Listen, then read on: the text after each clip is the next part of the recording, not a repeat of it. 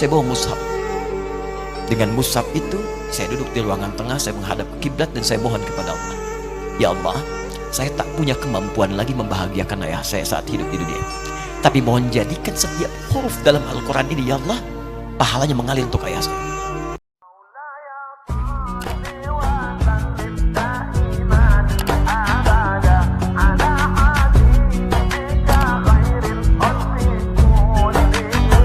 Maulaya salli wa sallim daiman abada ala habibika khairil khalqi kullihim. Maulaya salli wa sallim daiman abada. Saya katakan pada ibu saya, bahkan Allah akan turunkan saat di dunia. Ayah saya meninggal saat saya masuk pesantren. Dan baiknya saya rasakan luar biasa. Beliau mengajar di musalla kecil dulu, sekarang jadi masjid. Itu saya selalu dibawa. Beliau mengajar, saya tidur. Sekarang gantian saya mengajar, beliau tidur. Dan kadang dipangku, gendong sampai pulang. Saya pernah sengaja pura-pura tidur untuk ingin tahu apa yang dikerjakan ayah saya di jalan. Jaga betul supaya nggak bangun. Begitu saya disimpan di kasur dan bangun, diajak bercanda. Saya mau masuk pesantren, beliau nggak sempat ngantar. Saya bertemu, beliau menangis, peluk saya, minta maaf, nggak bisa ngantar ke pesantren. Saya belum mengerti apapun saat itu.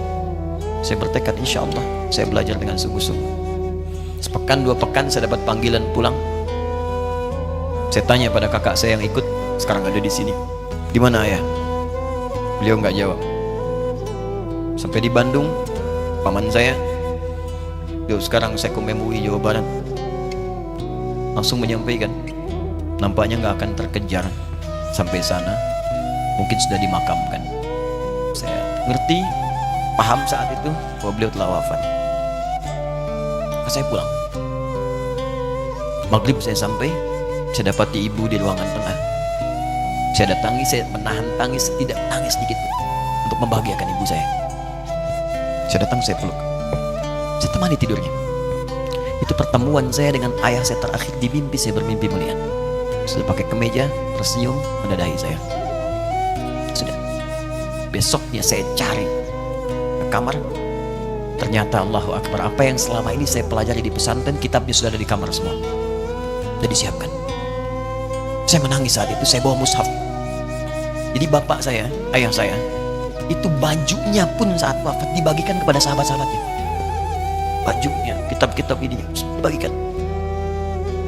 Ibu saya menunjukkan kemudian ada jam yang nanti nak pakai. Saya bilang simpanlah. Saya bawa mushaf. Dengan mushaf itu, saya duduk di ruangan tengah, saya menghadap ke kiblat dan saya mohon kepada Allah. Ya Allah, saya tak punya kemampuan lagi membahagiakan ayah saya saat hidup di dunia. Tapi mohon jadikan setiap huruf dalam Al-Quran ini, ya Allah, pahalanya mengalir untuk ayah saya. Begitu saya bacakan saat itu, tak bisa saya berhenti. Dan tiba-tiba langsung masuk ayatnya, artinya, posisinya, nomornya. Gak pernah berhenti, masuk. Saya bertekad ingin berbuat baik. Puncaknya saya sekolah. Ibu, ya Allah, saya ingin berbakti pada ibunda saya. Anda tahu apa yang terjadi? Demi Allah saya katakan, ketika Anda bersabar. Ibu saya, Bu, Pak, itu krisis 97 Kak. Waktu krisis saya masuk pesantren, saya diberikan sempurna bekal seperti anak-anak lain. Rupanya ibu saya sudah tanya kepada santi-santi, orang tuanya, berapa bekal Anda kasihkan? Dikasih yang paling tinggi itu dikasihkan pada kami tiap bulan. Saya terima. 1 kali libur saya pulang dari jauh, ibu saya tersenyum melihat sedang jemur pakaian melihat saya. Begitu saya tiba, kaget saya. Ini kok pakaian ibu saya, pakaiannya nggak cocok dipakai gitu. Ini bukan pakaian ibu saya, kayak kain pel lah kalau sekarang. Saya masuk ke rumah, saya kejar, saya buka pakaiannya, lemarinya, saya nggak temukan sedikit pun. Saya kejar kakak saya, dia sudah siapkan makan. Kak perempuan kami yang kedua, mana pakaian ibu saya? Perhatikan jawabannya. Dia menangis saat itu. Dia bilang, mama itu telah menjual semua perhiasan dan pakaiannya untuk pendidikan kamu. Jual. kita katanya. Jual. Dan bertahan dengan 150.000 per bulan saat krisis. Jadi rupanya ibu saya itu makan nasi sehari cuma sekali. Beliau mengajar. Di berangkat sekolah itu cuma makan pisang, minum kopi, makan nasinya malam. Saya bilang, ya Allah, saya akan ganti baju ibu saya dengan kain ihram dan saya gandeng tangannya di Masjidil Haram. Itu apa yang terjadi? Begitu saya kuliah di Libya, alhamdulillah, saya berangkat, saya mulai mengajar, saya serius belajar. Saat itu kemudian Allah mulai berikan jalan. Saya ingin sungguh-sungguh. Malam saya bangun, saya sholat, saya belajar, saya menghafal Quran, saya belajar riwayat Quran. Sampai puncaknya tiba. Saya ditugaskan pemerintah Indonesia saat itu untuk jadi petugas haji di Mekah. Saya telepon ibu saya. Saya bilang, Ma, saya insya Allah akan haji 2010. Saya telepon Februari saat itu. Saya dengar suara, terbayang wajahnya, indah, senyuman, bahagia. Alhamdulillah, nak. Kapan berangkat? Tahun ini insya Allah. Saya bilang, dan saya tidak akan pernah berangkat kecuali mama pun akan berangkat. Terdengar nada pesimis tapi senyum. Dari mana katanya? Allah akan kasih, saya bilang. Saya sedang bekerja, berusaha karena Allah. Mustahil Allah akan sia-siakan.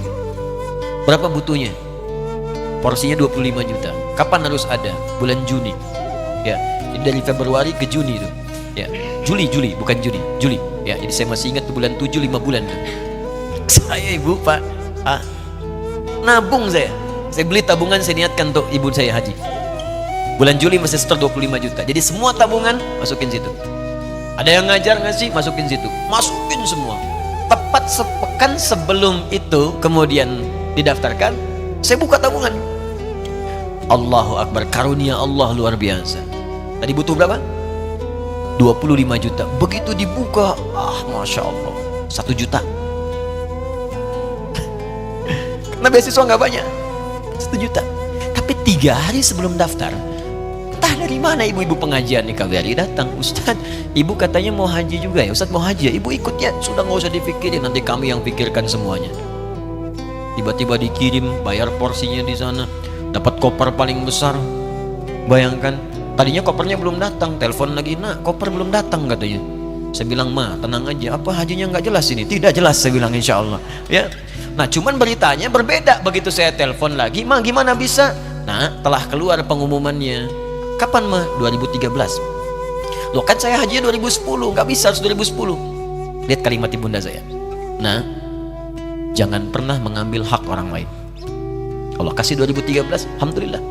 Saya bilang, Ma, kita tidak harus mengambil hak orang lain, tapi kita meminta kepada Allah yang memanggil kita. Boleh jadi Allah akan berikan tambahan kuota pada tahun ini. Doa lagi, minta, datang ke masjid. Tiba-tiba ada sidang Oki di Istanbul saat itu, keputusan 1.000. Setiap ada 1.000 muslim, 1 kuotanya. Saat itu Indonesia dapat tambahan 22.000, termasuk ibu saya ada di situ. Ya, acara malam Al-Qadar 27 Ramadan, malam masih ingat betul, saya jadi MC dengan rektor pada saat itu. Saya nggak pernah bawa handphone, tiba-tiba handphone itu saya bawa. Berbunyi kemudian telepon itu. Saya minta pada rektor izin, saya angkat dulu. Diperkenankan. Saya kemudian ke belakang masjid, saya angkat. Tiba-tiba saya dengar suara sudah menangis. Nah, katanya, kenapa, Ma?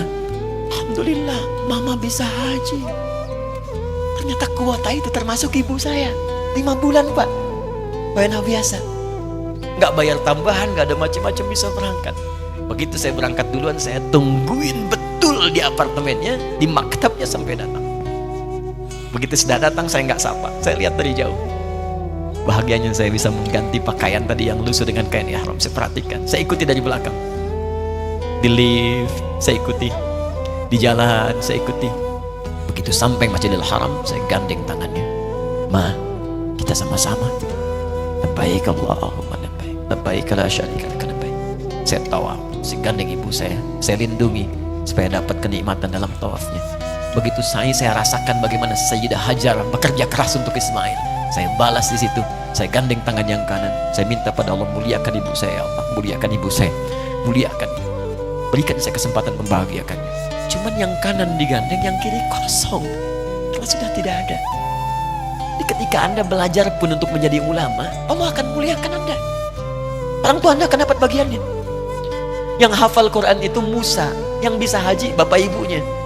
Kemarin saya jadi Amirul Hajj dari kedutaan Saudi berangkat, membawa 350 orang rombongan. Siapa yang saya bawa? Ahli Quran yang hafal Quran, anak-anaknya. Ahmad Kamil yang haji, pengajarnya, murabbinya, ibunya, temannya, banyak yang berangkat. Yang berangkat siapa? Calon ulama. Dijadi ulama itu jangankan sudah jadi, kalau benar caranya, baru bergerak pun Allah pasti akan jaga. Kalau benar caranya. Di satu pertanyaan tadi, pilih mana orang soleh atau ulama? Jangan pisahkan, karena jadi ulama itu adalah tingkat tertinggi bagian dari orang soleh. Jadi mesti ada yang jadilah di keluarga. Pilih satu mungkin ahli Quran, dua ahli hadis, yang lain dunia, tapi dunia diniatkan membantu ibadah. Jadi arsitek buat bangun masjid, bangun pesantren, pahala banyak.